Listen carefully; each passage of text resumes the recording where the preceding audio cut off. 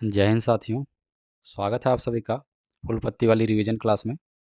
आज हम लोग 13 नवंबर 2022 दैनिक समसामयिकी में 50 संविधान के संबंधित जो टॉप 50 संविधान के प्रश्न हैं इसका रिवीजन करेंगे। और डेली पीडीएफ के लिए आप लोग टेलीग्राम ग्रुप को ज्वाइन कर सकते हैं। और ये वीडियो आप लोग को अच्छा लगे तो चैनल को सब्सक्राइब करके बेल आइकन जरूर दबाइए। और चलिए स्टार्ट करते हैं आज की क्लास। तो दोस्तों, आज का पहला क्वेश्चन था, सांप्रदायिक निर्वाचन प्रणाली की शुरुआत किस भारत परिषद अधिनियम द्वारा की गई? तो ये की गई थी आपकी 1909 अधिनियम के द्वारा। और इसे मार्ले मिंटो अधिनियम के नाम से भी जानते हैं दोस्तों। तो इसे आप लोग याद रखिएगा, मार्ले मिंटो अधिनियम से भी जानते हैं, ठीक है।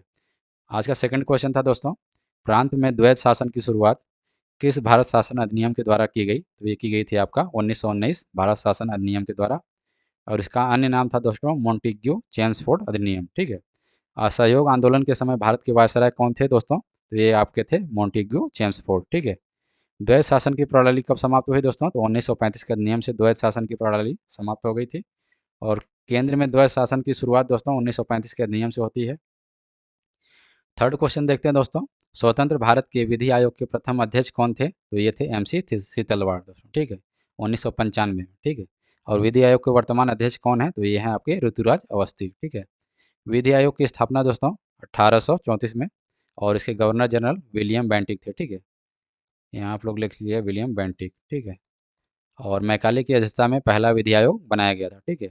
और कैबिनेट मिशन जो था, और कैबिनेट मिशन में कुल कितने सदस्य थे? तो ये आपके 3 सदस्य थे दोस्तों, ठीक है। और स्थापना इसकी हुई थी कैबिनेट मिशन की 24 मार्च 1946। और इसके प्रधानमंत्री कौन थे? एटली थे, ठीक है। और कैबिनेट मिशन का उद्देश्य क्या था? संविधान सभा का निर्माण करना दोस्तों, ठीक है। और इसके अध्यक्ष थे पैंथिक लॉरेंस। और इसके अनुसार भारत में 1 लाख जनसंख्या पर एक सीट का निर्धारण करना दोस्तों, ठीक है। आगे देखते हैं नेक्स्ट क्वेश्चन दोस्तों, संविधान सभा की कुल सीट 379 बनाई गई दोस्तों, ठीक है। 389 बनाई गई, सॉरी दोस्तों, संविधान सभा की कुल सीट 389 बनाएगी, ठीक है। और देसी रियासत से कितने आई थी सीटें? तो 93 आई थी। और ब्रिटिश सरकार से 286 आई थी। और नेक्स्ट क्वेश्चन देखते हैं दोस्तों, संविधान सभा की पहली बैठक कब हुई और कौन इसके अस्थायी सदस्य थे? तो इसके अस्थायी सदस्य चुने गए थे सच्चिदानंद सिन्हा दोस्तों। और संविधान सभा की पहली बैठक हुई थी जो आपकी 9 नवंबर 1946 की, ठीक है। तो दोस्तों, डेली पीडीएफ के लिए आप लोग चैनल ग्रुप सब्सक्राइब कीजिए और बेल आइकन दबाइए। और पीडीएफ के लिए आप लोग टेलीग्राम ग्रुप को ज्वाइन कर सकते हैं, ठीक है। और इस चैनल पर डेली का कुमार गौरव सर के सभी लोड लर्नटा आपको शामिल किया जाता है और डेली की वीडियो आती है। और डेली पीडीएफ आपको टेलीग्राम ग्रुप में प्रोवाइड की जाती है दोस्तों। तो आप लोग चैनल को सब्सक्राइब कीजिए और मुझे ज़्यादा से ज़्यादा सपोर्ट कीजिए दोस्तों। नेक्स्ट क्वेश्चन देखते हैं दोस्तों, उद्देश्य प्रस्ताव संविधान सभा द्वारा कब स्वीकार किया गया? तो ये किया गया आपका 22 जनवरी 1947 को, ठीक है। और 3 दिसंबर 1946 को उद्देश्य प्रस्ताव को प्रस्तुत किया गया था दोस्तों।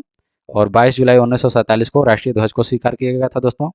और 24 जनवरी 1950 को राष्ट्रगान और राष्ट्रगीत को अपनाया गया था। और 29 अगस्त 1947 को प्रारूप समिति का गठन किया गया दोस्तों।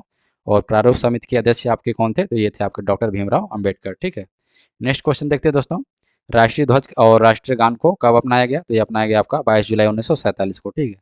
22 जुलाई 1947 को दोस्तों राष्ट्रीय ध्वज को स्वीकार किया गया। और 24 जनवरी 1950 को राष्ट्रगान को अपनाया गया दोस्तों, ठीक है। और राष्ट्रीय ध्वज का निर्माण किसने किया था? तो ये किया था आपका पिंगली वेंकैया ने। और राष्ट्रगान का निर्माण किसने किया था? तो ये किया था आपका रविंद्रनाथ टैगोर ने। और राष्ट्रीय गीत वंदे मातरम है। और इसे बंकिम चंद्र चटर्जी ने लिखा है दोस्तों, ठीक है। इसे बंकिम चंद्र चटर्जी ने लिखा है। और इसे आनंद मठ पुस्तक से लिया गया दोस्तों, ठीक है।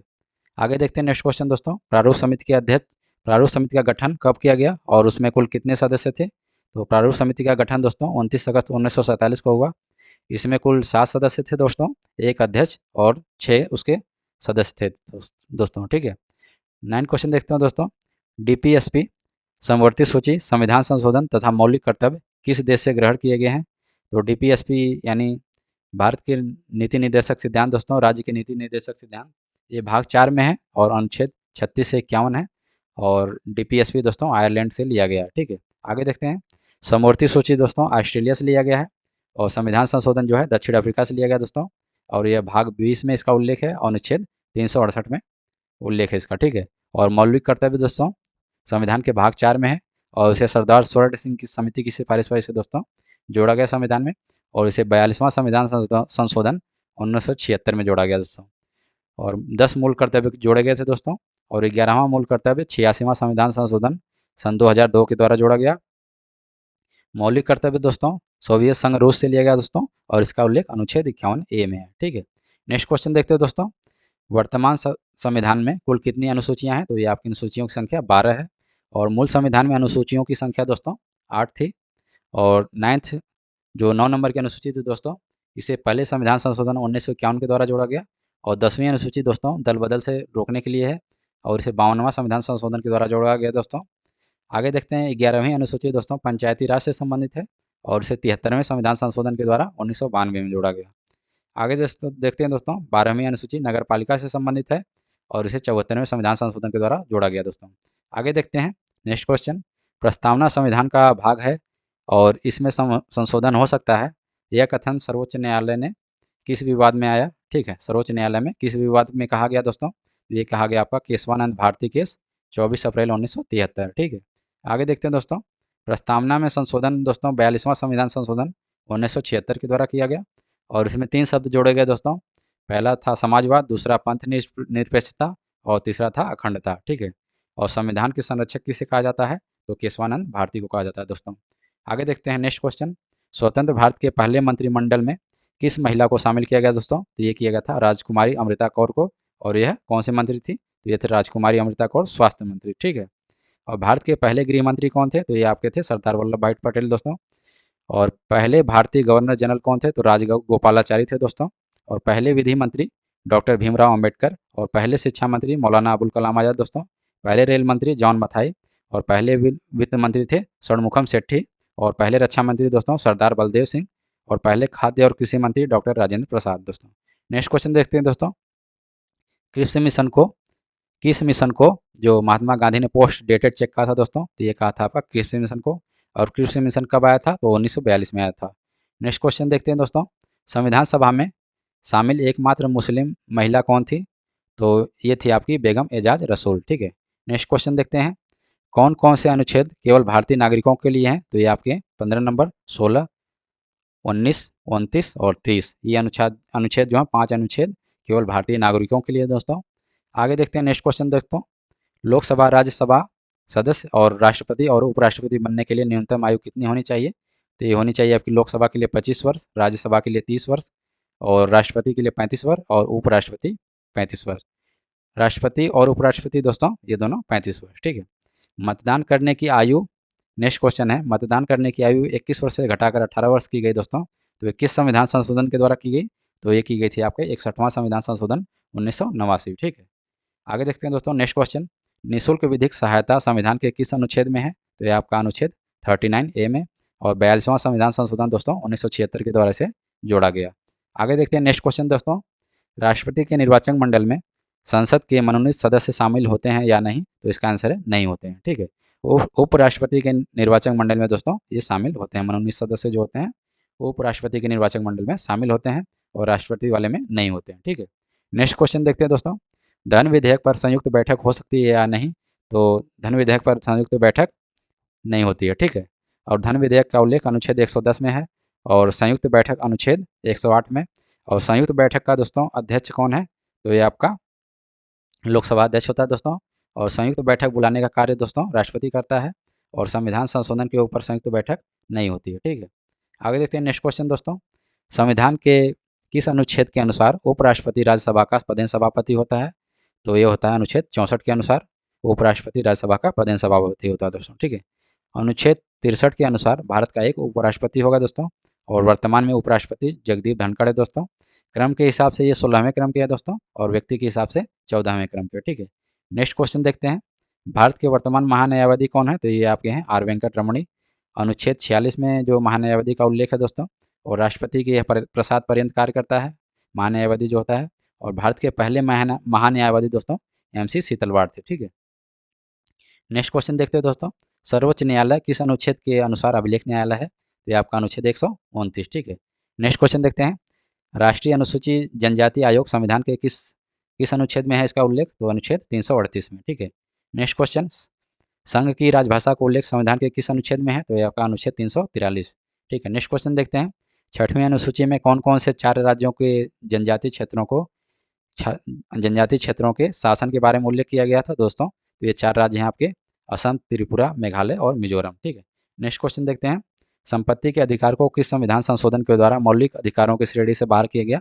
यह किया गया आपका 44वां संविधान संशोधन 1978 में। ठीक है, उस समय प्रधानमंत्री कौन थे? तो उस समय थे प्रधानमंत्री मोरारजी देसाई। ठीक है, वर्तमान समय में मौलिक अधिकारों की संख्या दोस्तों 6 है। और संपत्ति के अधिकार को संवैधानिक अधिकार दोस्तों अनुच्छेद 301 के अंतर्गत इसको संवैधानिक अधिकार बनाया गया दोस्तों। ठीक है, नेक्स्ट क्वेश्चन देखते हैं। राष्ट्रपति अपना त्याग पत्र किसे देता है और इसकी सूचना सर्वप्रथम किसे दी जाती है? तो राष्ट्रपति अपना त्याग पत्र सर्वप्रथम उपराष्ट्रपति को देता है दोस्तों, और इसकी सूचना लोकसभा अध्यक्ष को दी जाती है सर्वप्रथम। ठीक है, नेक्स्ट क्वेश्चन। भारत के प्रथम नियंत्रक एवं महालेखा परीक्षक CAG ठीक है कौन थे? तो ये थे आपके नरहरि राव। ठीक है, वर्तमान CAG यानी controller auditor general of India वर्तमान CAG गिरीश चंद्र मुर्मू हैं दोस्तों। ठीक है, नेक्स्ट क्वेश्चन देखते हैं। नेक्स्ट क्वेश्चन है आपका, उच्चतम न्यायालय में सबसे लंबे समय तक मुख्यमंत्री के पद पर रहने वाले व्यक्ति कौन थे? तो ये थे आपके YY चंद्रचूड़। और वर्तमान मुख्य न्यायाधीश कौन है? तो ये आपके हैं DY चंद्रचूड़। ठीक है, सबसे छोटा कार्यकाल किसका रहा? तो ये रहा आपका कमल नारायण सिंह का। ठीक है, नेक्स्ट क्वेश्चन दोस्तों। भारत के संविधान में भारत के संविधान का कौन सा अनुच्छेद यह बताता है कि राज्य भारत के पूरे क्षेत्र में समान नागरिक संहिता स्थापित करने का प्रयास करेगा? तो ये आपका अनुच्छेद 44। ठीक है, और गोवा राज्य में समान सिविल संहिता दोस्तों लागू की गई। ठीक है, नेक्स्ट क्वेश्चन। भारत में वर्तमान में कुल कितने उच्च न्यायालय हैं? तो ये आपके 25। और नवीनतम हाई कोर्ट कौन है? तो ये आपका अमरावती हाई कोर्ट। ठीक है, नेक्स्ट क्वेश्चन दोस्तों। उच्च न्यायालय और उच्चतम न्यायालय के न्यायाधीश को शपथ कौन दिलाता है और उनका कार्यकाल कितना होता है? तो आइए देखते हैं। जो हाई कोर्ट होता है उसका शपथ दिलाता है राज्यपाल और कार्यकाल होता है दोस्तों 62 वर्ष। और जो सुप्रीम कोर्ट होता है उसको शपथ दिलाता है राष्ट्रपति और कार्यकाल होता है 65 वर्ष। ठीक है, नेक्स्ट क्वेश्चन दोस्तों। राज्य पुनर्गठन आयोग का अध्यक्ष कौन होता है? तो ये होता है फजल अली आयोग। राज्य पुनर्गठन आयोग के अध्यक्ष थे फजल अली। ठीक है, और सातवां संविधान संशोधन 1976 के द्वारा राज्य पुनर्गठन आयोग का पुनर्गठन किया गया था दोस्तों। ठीक है, नेक्स्ट क्वेश्चन दोस्तों। नीति आयोग अंतर राज्य परिषद और राष्ट्रीय विकास परिषद के अध्यक्ष कौन है? तो इन तीनों के अध्यक्ष दोस्तों प्रधानमंत्री हैं। देखिए, नीति आयोग, अंतर राज्य परिषद और राष्ट्रीय विकास परिषद, इन तीनों के अध्यक्ष दोस्तों आपके प्रधानमंत्री जी हैं। ठीक है, और नीति आयोग की स्थापना कब होती है? तो ये होती है आपकी 1 जनवरी 2015 में। ठीक है, नेक्स्ट क्वेश्चन दोस्तों। यूपीएससी, CAG तथा मुख्य निर्वाचन आयुक्त का कार्यकाल कितना होता है? तो इन तीनों का कार्यकाल हो दोस्तों 6 वर्ष या 65 वर्ष, इन दोनों में से जो पहले हो जाए। ठीक है, यूपीएससी के वर्तमान हेड कौन है? तो ये आपके हैं डॉक्टर मनोज सोनी। और वर्तमान मुख्य जो निर्वाचन आयुक्त हैं ये आपके हैं राजीव कुमार। नेक्स्ट क्वेश्चन दोस्तों। वर्तमान में कितने राज्यों में विधान परिषद है? तो ये आपके 6 राज्य में। तो 6 राज्य कौन कौन से हैं? तो इन्हें देखते हैं। तेलंगाना में है, उत्तर प्रदेश, बिहार, महाराष्ट्र, आंध्र प्रदेश और कर्नाटक। ठीक है, नेक्स्ट क्वेश्चन देखते हैं दोस्तों। भारत का नवीनतम जो राष्ट्रीय राजनीतिक दल कौन सा है? तो ये आपका नेशनल पीपुल्स पार्टी है। और चुनाव चिन्ह इसका बुक है और इसके संस्थापक PN संगमा थे दोस्तों। और वर्तमान में इसकी मेघालय राज्य में सरकार है। और मेघालय के वर्तमान मुख्यमंत्री हैं ये कोनराड संगमा है दोस्तों। और जो कौन कौन सी 6 पार्टियां हैं इसके देखते हैं दोस्तों। तो पहली है कांग्रेस पार्टी, इसके संस्थापक थे AO ह्यूम दोस्तों। इसकी स्थापना हुई 1885 में और चुनाव चिन्ह जो है हाथ का पंजा है दोस्तों। और दूसरी पार्टी है भाजपा पार्टी, संस्थापक इसके अटल बिहारी वाजपेयी और इसकी स्थापना होती है 1880 में। चुनाव चिन्ह जो है कमल का फूल है दोस्तों। आगे तीसरी पार्टी है BSP, संस्थापक जो हैं इसके कांसीराम थे दोस्तों। चुनाव चिन्ह जो है हाथी है। और चौथी देखते हैं पार्टी तृणमूल कांग्रेस दोस्तों। अध्यक्ष जो है ममता बनर्जी। स्थापना 1998 में होती है। जो चुनाव चिन्ह इसका 2 फूल हैं। ठीक है, पांचवी पार्टी दोस्तों भारतीय कम्युनिस्ट पार्टी, इसका चुनाव चिन्ह जो है हंसिया और बाली है। और छठवीं पार्टी है राष्ट्रवादी कांग्रेस पार्टी दोस्तों। इसके अध्यक्ष हैं शरद पवार और जो चुनाव चिन्ह है इसका छड़ी है दोस्तों। सातवीं पार्टी दोस्तों मार्क्सवादी कम्युनिस्ट पार्टी और चुनाव चिन्ह जो है हंसिया और हथौड़ा है। और आठवीं पार्टी दोस्तों नेशनल पीपुल्स पार्टी, चुनाव चिन्ह बुक और संस्थापक इसके PN संगमा, जैसा कि ऊपर आप सबको बता ही दिया गया। ठीक है, आगे देखते हैं नेक्स्ट क्वेश्चन दोस्तों। केंद्रीय सतर्कता आयोग की स्थापना किस समिति की सिफारिश पर की गई? तो ये की गई थी आपकी संथानम समिति की सिफारिश पर। और इसके वर्तमान हेड दोस्तों केंद्रीय सतर्कता आयोग के वर्तमान हेड जो हैं सुरेश पटेल हैं। और इसका कार्य होता है भ्रष्टाचार को रोकना दोस्तों। ठीक है, आगे देखते हैं। लोकपाल शब्द की रचना किसने की? तो ये की थी आपकी लक्ष्मीमल सिंघवी ने। ठीक है, और लोकपाल बिल कब पारित हुआ? तो ये हुआ था 2011 में। और लोकपाल बिल कब का है? तो ये 2011 का है। और लोकपाल बिल पारित होता है 2014 में। ठीक है, आगे देखते हैं लोकपाल का प्रथम अध्यक्ष कौन है दोस्तों, तो ये पिनाकी चंद्र घोष हैं। आगे देखते हैं नेक्स्ट क्वेश्चन दोस्तों, राष्ट्रीय महिला आयोग की अध्यक्ष कौन थी, तो ये थी जयंती पटनायक। और राष्ट्रीय महिला आयोग के वर्तमान हेड हैं रेखा शर्मा। ठीक है दोस्तों, नेक्स्ट क्वेश्चन देखते हैं राष्ट्रीय मानवाधिकार आयोग की स्थापना किस अधिनियम के द्वारा की गई, तो ये की गई 1993 अधिनियम के द्वारा दोस्तों। और राष्ट्रीय मानवाधिकार आयोग यह है वैधानिक आयोग है दोस्तों। और राष्ट्रीय मानवाधिकार आयोग के वर्तमान हेड कौन है, तो जस्टिस अरुण कुमार मिश्र। ठीक है, नेक्स्ट क्वेश्चन दोस्तों, लोक लेखा समिति में कुल कितने सदस्य होते हैं, तो इसमें 22 सदस्य होते हैं दोस्तों। तो इसमें 15 सदस्य होते हैं लोकसभा से और 7 सदस्य होते हैं राज्यसभा से। और लोक लेखा समिति का जो अध्यक्ष कौन होता है, तो लोक लेखा समिति का अध्यक्ष होता है लोकसभा में विपक्ष का नेता। ठीक है दोस्तों, याद रखिएगा इसको। नेक्स्ट क्वेश्चन देखते हैं दोस्तों, 73वां संविधान संशोधन कब लागू हुआ, तो ये हुआ था आपका 24 अप्रैल 1973 को। और 73वां संविधान संशोधन दोस्तों पंचायती राज से संबंधित है। और 24 अप्रैल को लागू हुआ था दोस्तों, इसलिए पंचायती राज दिवस 24 अप्रैल को मनाया जाता है। ठीक है, नेक्स्ट क्वेश्चन दोस्तों, दिल्ली को राष्ट्रीय राजनीतिक क्षेत्र यानी एनसीआर का दर्जा किस संविधान संशोधन के द्वारा दिया गया, तो ये आपका दिया गया था 69 संविधान संशोधन के द्वारा 1991 में हुआ ये। इसी के द्वारा दिल्ली में विधानसभा का 10% मंत्रालय का गठन किया जाएगा दोस्तों।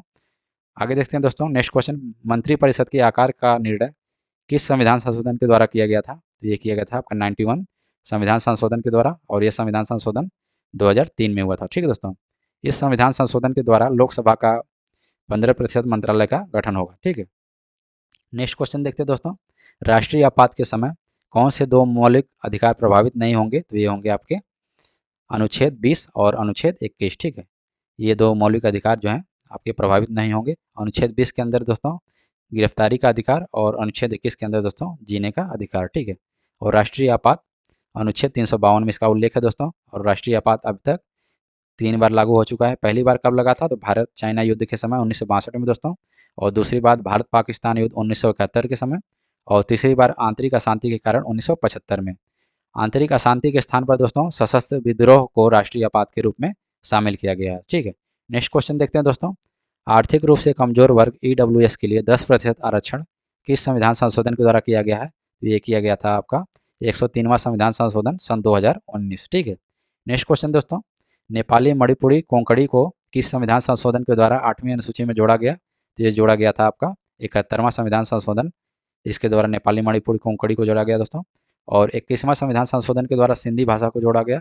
और 92वें संविधान संशोधन दोस्तों इसके द्वारा बोडो, डोंगरी, संथाली और मैथिली भाषा को जोड़ा गया। आज का आखिरी क्वेश्चन देखते हैं दोस्तों, 50 नंबर का क्वेश्चन, किस संविधान संशोधन को सर्वोच्च न्यायालय द्वारा असंवैधानिक करार दिया गया, तो ये दिया गया आपका 99 नंबर का संविधान संशोधन दोस्तों।